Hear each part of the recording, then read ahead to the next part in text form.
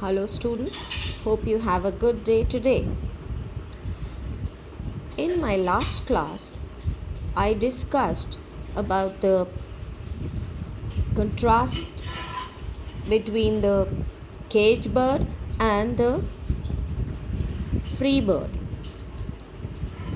I've already discussed the first two stanzas with you, so today I'll be doing stanza 3. Now in the second stanza, the poet describes the caged bird and tells us how this bird is in a state of physical pain and mental agony. In the second stanza, a reference is given to the clipped wings, tied feet, and the restricted movement, which depict his pain and agony, because he doesn't have that freedom which the free bird has. And so this loss of freedom resulted in the mental agony for the caged bird. And in order to get over with his mental agony, the caged bird, however harsh and painful aspects are depicted of this caged bird's existence, but that did not take away his dignity. He knew his strength and he used it for expressing his rebellion by singing. So in this stanza, the poet has described how the caged bird uses his strength for expressing his rebellion. And he does this by singing. So singing here is symbolic of his rebellion against oppression. You can write this down, children. Singing is symbolic of his rebellion against oppression. The song that the caged bird sings, actually later on we'll get to know that, is tries to depict the inner strength of the bird. And this struggle of the caged bird is actually parallel to the African American struggle for freedom and equality. So the caged bird sings with fearful trill. Now trill here is a sound produced in an unsteady way. Sometimes when you're afraid or nervous, your sound also wavers. So the caged bird sang a song which had a wavering voice. Why? Because the caged bird was fearful, was full of fear, had no independence, and was nervous. And what did the caged bird sing? It sang of things unknown but longed for still, and his tune is heard on the distant hill, for the caged bird sings of freedom. And this caged bird, it sang a song which of things unknown, means it was singing a song of that related to the unknown freedom. The caged bird wanted freedom, but it did not know when that freedom would come, or if that freedom would ever come to him. So he sings of the things unknown. Unknown here could be referred to the unknown freedom. Alright? But longed for still. But he wished. Still he wished for this freedom. He did not know whether he would get it or not. And his tune is heard, and his tune could be heard, his song could be heard on the hill far away. And why? Because this caged bird sings of freedom. He sings of freedom. So we can say that he's singing of freedom, something which he does not have. And the idea of freedom is his dream, one he cannot achieve. And why he cannot achieve this? Because he is caged. So he sings about it. He thinks that he must sing. And while he sings, the poet tries to tell us that there is fear in his voice. Now, he longed for this freedom, and he had never known what freedom is like, but he still longs for it, he still wishes for it, and wants to have it for his own. His voice can be heard at the distant places on hills, and there it inspires others to dream of freedom.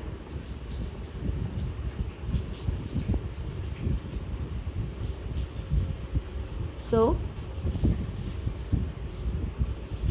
the caged bird doesn't sing of sadness, but of hope, inspiration, and of freedom. So, this is to be noted down, children, that the song that the caged bird sings is not of sadness, because he is very hopeful. He is hopeful for the freedom. He doesn't know when it will come to him, but he is still hopeful.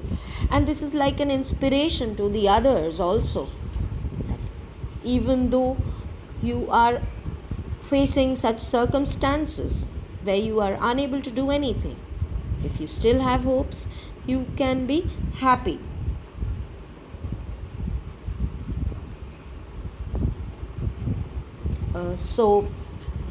This is all about stanza 3. Now, once again, to sum up everything, the caged bird's voice wavers or quavers while singing of the things unknown.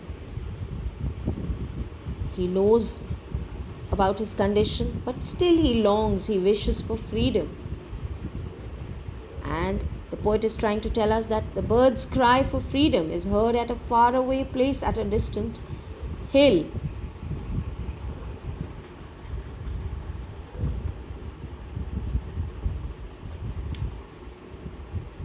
The free bird thinks of another breeze, and the trade winds soft through the sighing trees, and the fat worms waiting on a dawn bright lawn, and he names the sky his own.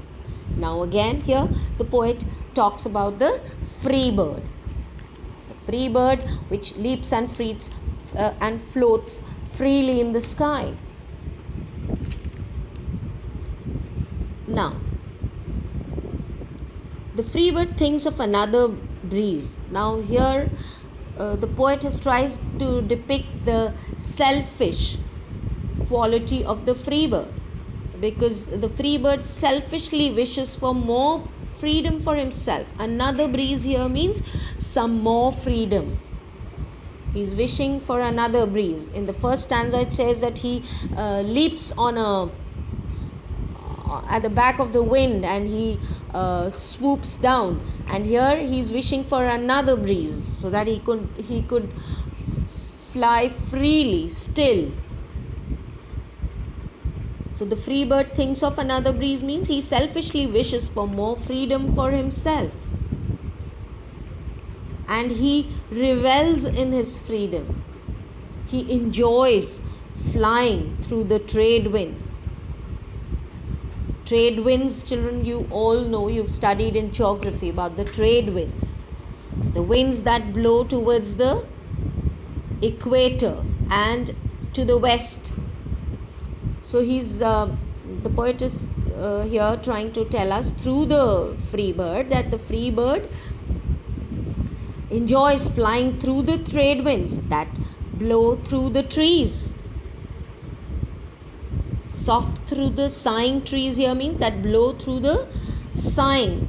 Now this could be considered sighing trees as an example of personification. Now sighing trees means the sound produced when strong winds blow. So when strong winds blow through the forest, they produce a sound, and it seems as if the trees are sighing. And trade winds are considered to be strong winds.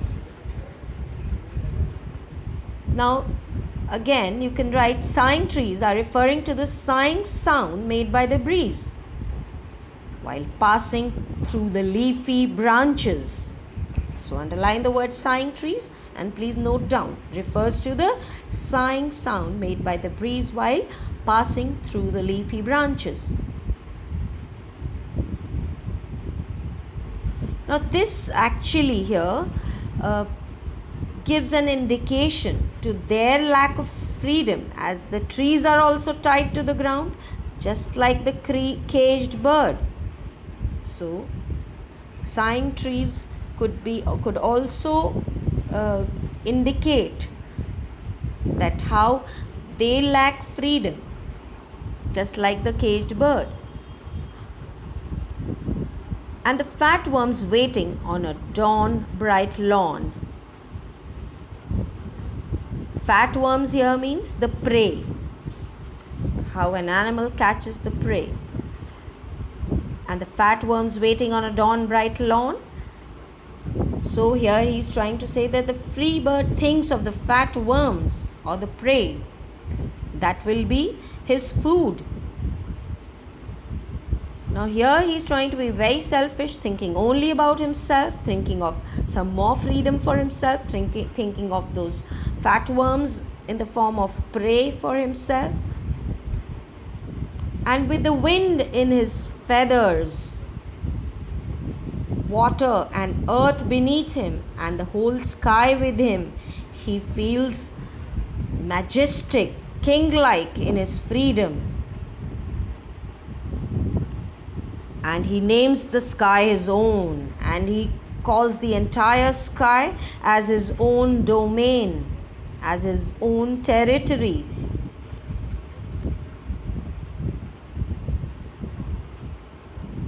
Now this he's his own, because the poet is trying to tell us that this free bird is calling the sky his own because he knows that there are no other birds to contest with him, to compete with him. So the sky is his own. No contesters, no competitors. So once again, by the phrase names the sky his own, now the poet is wishing to express, or he wishes to express, that the bird knows himself to be the proprietor of this whole universe, to be the whole soul, king of this whole universe. Here the sky actually stands for the universe, entire universe.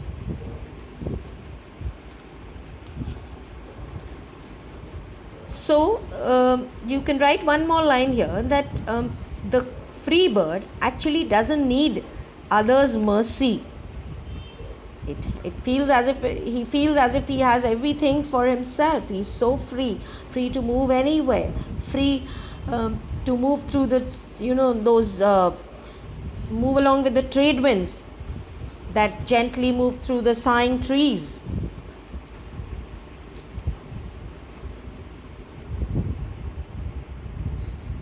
Now we come to the fifth stanza. But a caged bird on the grave of dreams, his shadow shouts on a nightmare scream, his wings are clipped and his feet are tied, so he opens his throat to sing. But the condition of a caged bird, he's like standing on the grave of dreams, like his condition is so distressful.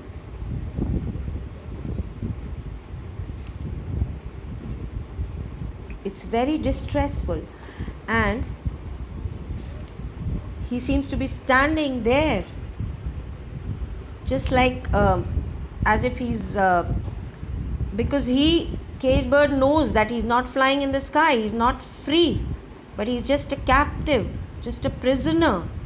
So he stands on the grave of dreams. He knows his dreams of flying in a free firmament, or the sky, or the universe, in order to experience freedom is futile, is useless. He knows. So he knows that he's standing on the grave of dreams, where his dreams are not going to be fulfilled. This shows that he has lost all hope of freedom. His shadow shouts on a nightmare scream. Now, his shadow even is more, it is more pitiable, more adverse than a nightmare. When he sees his own shadow in the cage, he's all the more as if he's getting a night, he's in a more pitiable situation than one is in a nightmare. So he's even scared of looking at his own shadow. And you can also say that his shadow shouts on a nightmare scream. That his cries are like the way he cries, they are like those of someone having a nightmare. So his shouts are like someone having a nightmare. His cries, his shadow shouts on a nightmare scream. His cries are like those of someone having a nightmare. His wings are clipped and his feet are tied. This is a repetition here. So he opens his throat to sing. His wings are clipped means he's absolutely tied up, caged, has no freedom, and so just for that little hope of freedom, the bird opens his throat to sing. The bird wishes to stand up against all adversities, against all odds, against all problems, because there is a faint but a kindling voice of hope in his song. Although that hope is, as if it's dying, but still it is very faint and it is there. So he wishes to stand up against all adversities.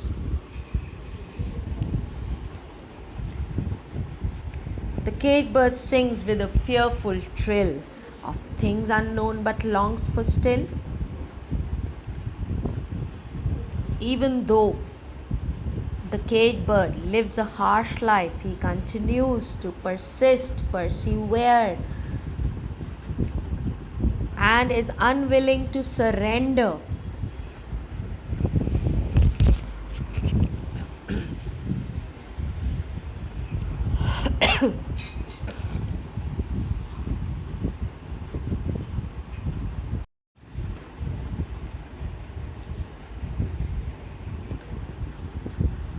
So, this stanza is a repetition of the previous stanza, which is the third stanza. So now this repetition here justifies the bird's strong determination to keep going after his dream of freedom. Moreover, the caged bird chooses to sing as this is the only freedom available to him. So there can be two things. First, he wants to keep on his feeling and determination of freedom going, and then he chooses to sing because that's the only freedom available, and he can enjoy that without any restrictions.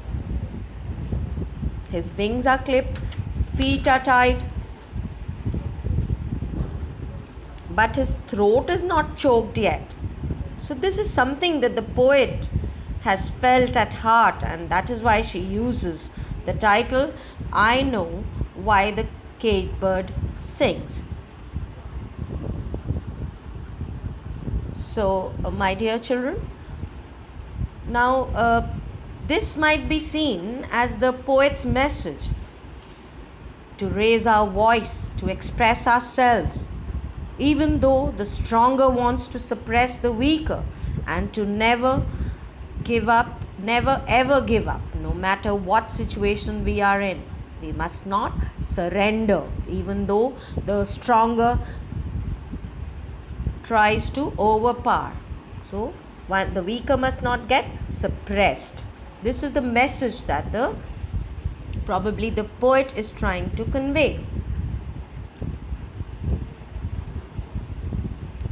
So you can see that in many ways here in the poem, Maya Angelou has, tried to give her personal expressions, and a stanza in the poem which is repeated just to catch the attention of the idea of the caged bird singing for freedom. So this is to emphasize. And the caged bird is a metaphor which refers to the African Americans, which had been, who had been fighting for equality during this civil rights movement. So, my dear children, this is all about the poem. I hope you've understood the poem well. You must write the summary of this as a part of your assignment and go through the poem line wise once again. Thank you.